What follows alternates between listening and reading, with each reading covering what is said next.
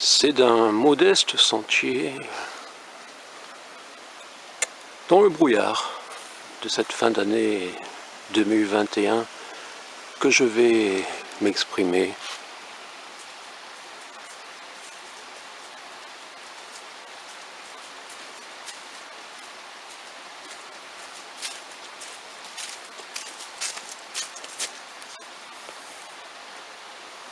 Je n'ai pas de prompteur. Française, français, francophone. 2021 donc se termine et oui, et nous devons applaudir notre exécutif car tout le monde le sait, monsieur Arnaud a de nouveau réussi à accroître sa fortune d'une manière considérable et le président nous a offert 100 €, oui, si presque, je peux dire à nous, puisque je pense que les plus riches ne m'écouteront pas, même parmi les autres. Je doute d'avoir de grands retours à ces vœux, donc qui font d'abord un bilan de 2021, une grande année aussi pour l'hôpital où on a vu qu'il suffit, c'est une méthode qui avait déjà été éprouvée, mais qu'il suffit de restreindre les capacités d'accueil de l'hôpital pour en conclure que nous, les vilains, consommons trop de journées d'hospitalisation. Et oui, c'est un scandale, mais on connaissait la technique et M. Macron l'a appliqué aussi bien que ses prédécesseurs qui avaient déjà fait fort, mais qui parfois, on semble avoir perdu un peu la mémoire. Donc, que retenir d'autre de 2021 par contre? Oui, je n'ai pas de prompteur, donc j'essaye quand même de me souvenir qu'en 2021, on a pu constater que la démocratie, c'est bien autre chose. On a eu des élections départementales, régionales, où les installés se sont partagés de nouveau les places, même le plus souvent, sont restés dans leur fauteuil. Et oui, c'est la démocratie actuelle où les installés n'ont pas besoin de lutter contre les indépendants.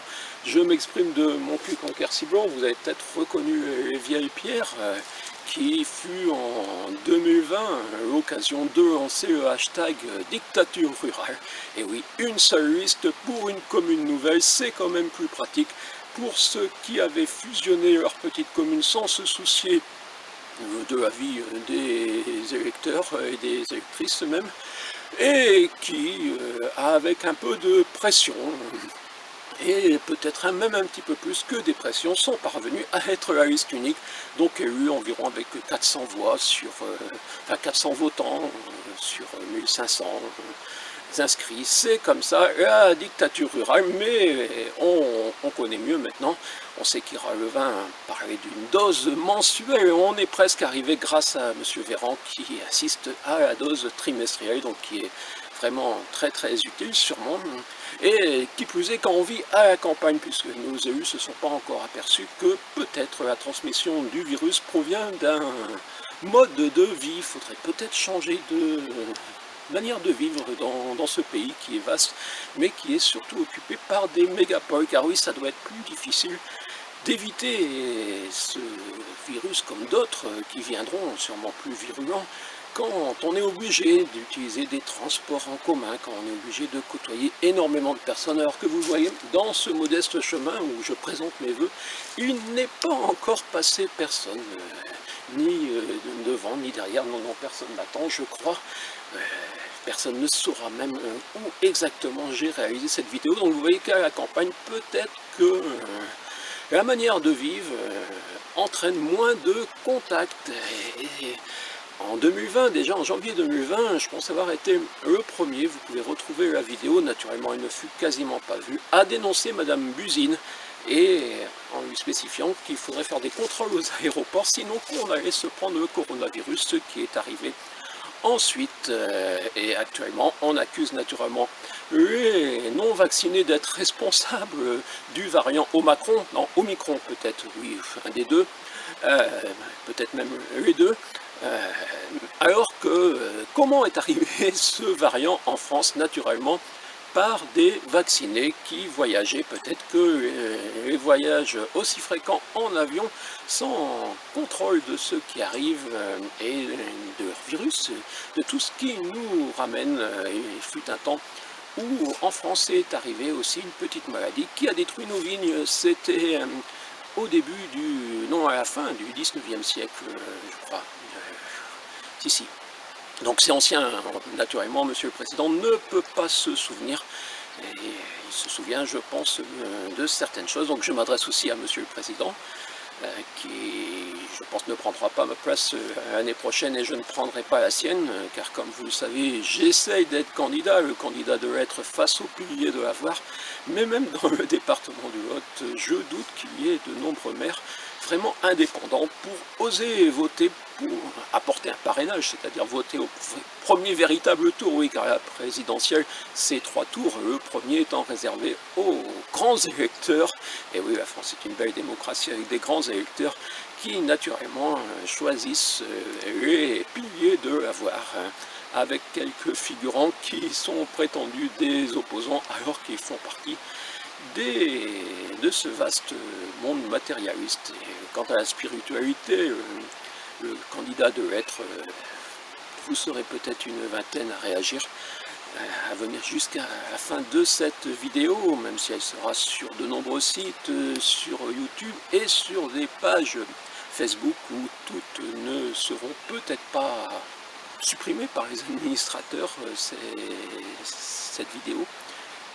Donc peut-être que vous serez à la fin une vingtaine à m'entendre. Vous souhaitez donc pour 2022 vous présenter des vœux de santé. Oui, j'ai parlé effectivement de la santé, je suis parfois un peu long, mais d'autres le seront peut-être plus. Et ensuite, oui, je ne vais pas parler de vous souhaiter la prospérité, ça c'est le maire de Moncuq-en-Cubé qui souhaite ce genre de choses. Donc moi je vous souhaite la santé, la sérénité, l'harmonie. La France harmonieuse, oui, je nous souhaite une France harmonieuse.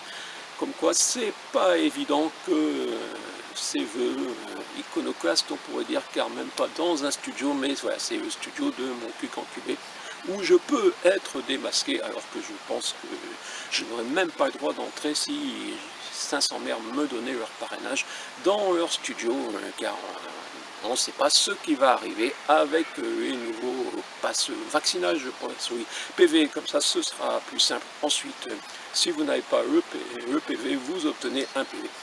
Ce sera sûrement les vœux dans quelques instants, donc ma vidéo est lancée à 17 h, car je vous conseille à 18 h d'éteindre vos écrans, oui, c'est peut-être parmi vos bonnes décision pour 2022 de ne pas allumer d'écran avant 8 h du matin et de les éteindre à 18 h. Parfois il m'arrive de déborder un tout petit peu, mais de suivre le rythme naturel de notre terre. Nous avons la chance de marcher sur la terre, ce qui est peut-être encore plus extraordinaire que de marcher sur l'eau. Un petit signe pour finir à Thich Nhat Hanh qui a 95 ans cette année.